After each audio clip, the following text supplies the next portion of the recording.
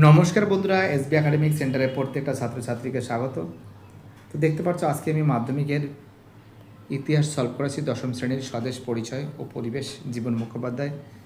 এই বইটা সলভের জন্য প্রচুর ছাত্রছাত্রী আমাকে রিকোয়েস্ট করেছে যে স্যার আপনি বইটা একটু সলভ করে দিন। তো দেখো, আমি তো বলেছি ভয়ের কোনো কারণ নেই।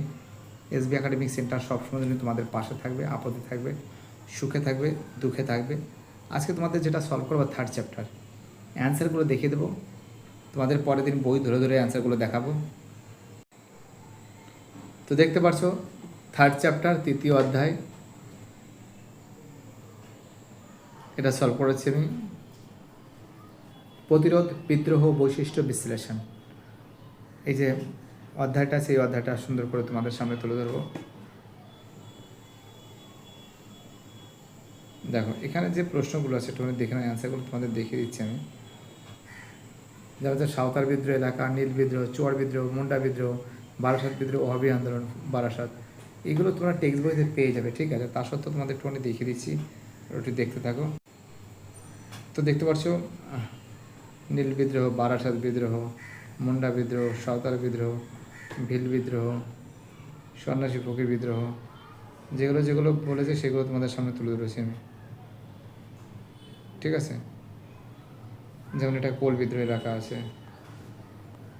এগুলো ভালো করে দেখে যেতে হবে, বুঝতে পারলে কি বললাম? দেখেছো তোমরা? দেখো আমাদের পরের প্রশ্ন কী বলেছে, সঠিক উত্তরটি নির্বাচন করো। এমসিকিউ। ভারতের প্রথম নীলকর ছিলেন, তোমরা জানো, লুই বোনার্ড। দুই প্রশ্ন, নীল চাষিদের পক্ষে আন্দোলনের নামে অ্যান্সার হবে, সের অ্যান্সার হরিশ্চন্দ্র মুখোপাধ্যায়। নীল চাষিদের পক্ষে আন্দোলনের নামে হরিশ্চন্দ্র মুখোপাধ্যায়। চলো পরের প্রশ্ন, 3 প্রশ্ন, 1878 খ্রিস্টাব্দে অরণ্য আইনে অরণ্যকে ভাগ করা হয়েছে 3টি স্তরে। কটি স্তরে? 3টি স্তরে। 4 প্রশ্ন, কোল বিদ্রোহ অনুষ্ঠিত হয়েছিল কোথায়? Deer answer রাঁচিতে। কোল বিদ্রোহ কোথায় অনুষ্ঠিত হয়েছিল? তোমরা জানো, ডিয়ার অ্যান্সার রাঁচিতে। দেখো এবার তোমাদের আমি পরের প্রশ্ন সলভ করছি। 5 প্রশ্ন, ভারতে প্রথম অরণ্য আইন পাশ হয়, তোমরা জানো, 1865 সালে, এবং দ্বিতীয় অরণ্য আইন পাশ হয় 1878 সালে। 6 প্রশ্ন, তিতিমিরের প্রকৃত নাম কী ছিল? তোমরা জানো, সির অ্যান্সার মিন নিসার আলী। তিতিমিরের প্রকৃত নাম কী ছিল? তোমরা জানো যে তিতিমিরের প্রকৃত নাম ছিল কিন্তু মিন নিসার আলী। তিতিমিরের প্রকৃত নাম কী ছিল? তিতিমিরের প্রকৃত নাম ছিল কিন্তু মিন নিসার আলী, ঠিক আছে। চলো আমাদের নেক্সট কোশ্চেন কী বলেছে দেখা যাক।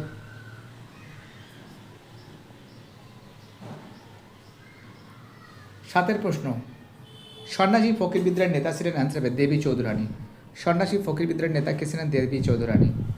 8 প্রশ্ন, দ্বিতীয় অরণ্য আইনে লাভবান হয়েছিল, অ্যান্সার হবে ব্রিটিশ সরকার। দ্বিতীয় অরণ্য আইনে লাভবান কারা হয়েছিল? ব্রিটিশ সরকার। এবার তোমাদের আমি শূন্যস্থানগুলো সলভ করে দেবো। তো দেখো শূন্যস্থান পূরণ করছি। শূন্যস্থান পূরণ করো। ছোটনাগপুরে প্রজাসত্ব আইন পাশ হয় 1908 সালে। ছোটনাগপুর প্রজাসত্ব আইন পাশ হয় 1908 সালে। 2 প্রশ্ন, বাংলাদেশে অবি আন্দোলনের সূচনা করেন, অ্যান্সার হবে আব্দুল ওহাবা। বাংলাদেশে অবি আন্দোলনের সূচনা কে করেন? অ্যান্সার হবে আব্দুল ওহাবা। দেখতে পাচ্ছ খুব সুন্দর করে তোমাদের সামনে কিন্তু আমি তুলে ধরেছি। প্রত্যেকটা প্রশ্ন ইম্পর্টেন্ট, প্রত্যেকটা প্রশ্ন ভাইটাল। দেখো পরের প্রশ্ন আমাদের 3 প্রশ্ন, কি বলেছে? ওহাবি বলতে বোঝানো হয়েছে নবজাগরণ। তোমাদের মাথায় রাখতে হবে যে ফরাজি শব্দের অর্থ কি? ইসলাম নির্দিষ্ট বাধ্যতামূলক কর্তব্য। ওহাবি শব্দের অর্থ কি? নবজাগরণ।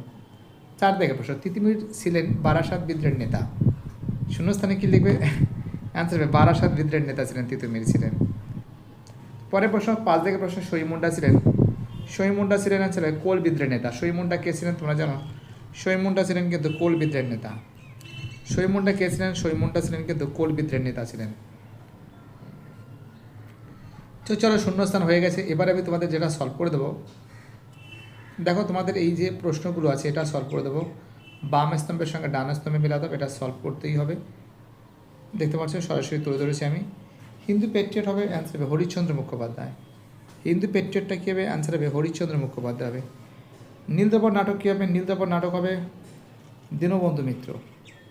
তত্ত্ববোধিনী পত্রিকা হবে অক্ষয় কুমার দত্ত। রামরতন মল্লিক হবে বাংলার নানা সাহেব। দেবী চৌধুরী রানী হবে সন্ন্যাসী বিদ্রোহ। অর্থাৎ 3, 4, 5, 2, 1, ঠিক আছে। বুঝতে পারলে কি 3 4 5 2 1 এর কিন্তু অ্যান্সারটা হবে। দেখতে পাচ্ছ খুব সুন্দর করে তোমাদের সামনে আমি তুলে ধরেছি। যারা ভিডিওটা দেখছো, যারা চ্যানেলের সঙ্গে যুক্ত আছো, যারা চ্যানেলটাকে সাবস্ক্রাইব করছো, যাদের সাপোর্ট পাচ্ছি, তোমাদের এই সাপোর্ট, তোমাদের এই ভালোবাসা এসবি একাডেমিক সেন্টারের একান্তই কাম্য। তোমাদের এই সাপোর্ট খুবই আমার দরকার। দেখো এগুলো সলভ হয়ে গেছে, এবার তোমাদের যেটা সলভ করাবো তোমরা সম্পূর্ণ ভিডিওটা দেখতে পারছো। এটা হয়ে যাওয়ার পরে দেখো এই যে দেখতে পাচ্ছ সত্য মিথ্যাটা দেখে নাও।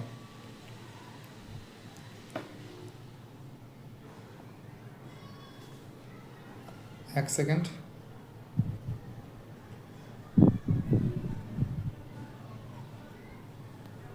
সত্য মিথ্যা নির্ণয় করো বলেছে। ফরাজি একটি প্রাচীন উপজাতির নাম, ভুল আছে।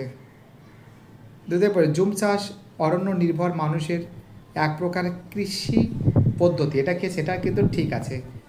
2-এর প্রশ্ন ঠিক আছে। 3-এর প্রশ্ন কি বলেছে? নীল চাষের সঙ্গে বেএলাকা চাষ যুক্ত ছিল, এটাও ঠিক আছে। 4-এর প্রশ্ন জেমস লং নীল বিদ্রোহে চাষিদের সমর্থন জানান, এটাও ঠিক আছে। 5-এর প্রশ্ন ফরাজি বিদ্রোহ ছিল মূলত জমিদারদের বিদ্রোহ। ফরাজি বিদ্রোহ ছিল কি? মূলত জমিদারদের বিদ্রোহ। এবার দেখো তোমাদের এই যে প্রশ্নগুলো আছে, এই প্রশ্নগুলো ফটাফট করে সলভ করে দিচ্ছি, দেখে নাও তোমরা সম্পূর্ণ ভিডিওটা। সাঁওতাল বিদ্রোহ ছিল মূলত কৃষক বিদ্রোহ। সাঁওতাল উপজাতি এই বিদ্রোহ শুরু করলেও ইংরেজ সাম্রাজ্যবাদের বিরুদ্ধে দরিদ্র কৃষক শ্রমজীবী মানুষের সংঘবদ্ধভাবে বিদ্রোহ। ব্যাখ্যা এক হবে। 2-এর প্রশ্ন 1860 সালের সেপ্টেম্বর মাসে দীনবন্ধু মিত্রের নীলদর্পণ নাটক প্রকাশিত হয়। এই নাটকের মূল বিষয়বস্তু ছিল। ব্যাখ্যা এক হবে। নীলকরদের শোষণের অত্যাচারে সোনার বাংলা কীভাবে শ্মশানে পরিণত হয় তার এই মর্মন্তুক চিত্র কিন্তু এখানে ফুটিয়ে তোলা হয়। অ্যান্সার কী হবে? অ্যান্সার এখানে ব্যাখ্যা এক, এটা ব্যাখ্যা, এটা এক। ঠিক আছে। এবার দেখো এখান থেকে যে প্রশ্নগুলো আছে একটু তোমাদের বলে দিচ্ছি আমি, যে উলগুলান বলতে কি বোঝো?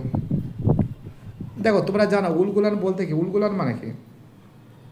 উলগুলান বলতে বোঝানো হয়েছে একটা ভয়ঙ্কর বিশৃঙ্খলা। ঠিক আছে।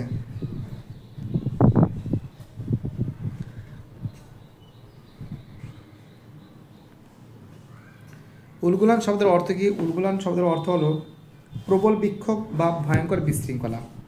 প্রবল বিক্ষোভ বা ভয়ঙ্কর বিশৃঙ্খলা। 2 প্রশ্ন কত খ্রিস্টাব্দে নীল কমিশন গঠিত হয়? তোমরা জানো নীল কমিশন কিন্তু গঠিত হয় কিন্তু 1860 সালে। পরের প্রশ্ন দামিনী কোহ কথার অর্থ কী? তোমরা জানো দামিনী কোহ কথার অর্থ হলো পাহাড়ের প্রান্তদেশ। পাহাড়ের প্রান্তদেশ।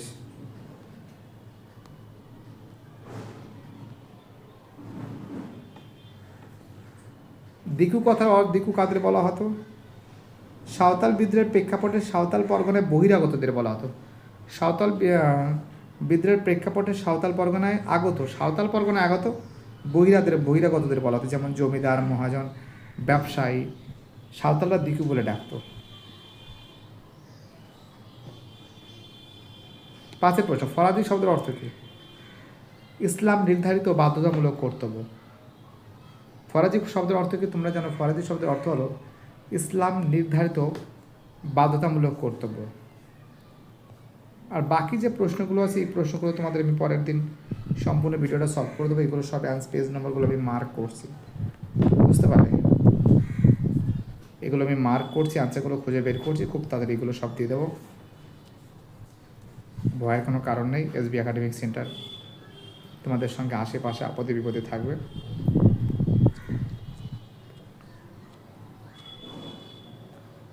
থার্ড চ্যাপ্টারটা সলভ হয়েছে, দেখুন আরেকবার অ্যান্সারগুলো।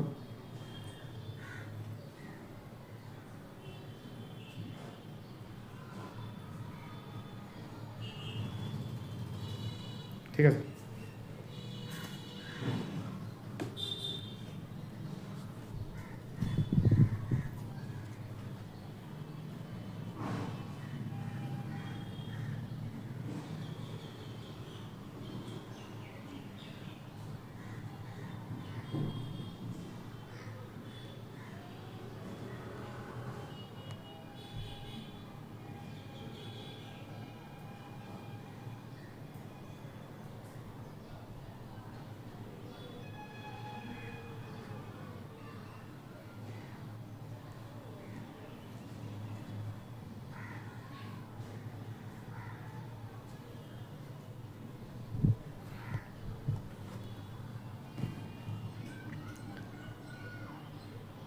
ভিডিওটি দেখার জন্য সবাইকে অসংখ্য ধন্যবাদ জানাই।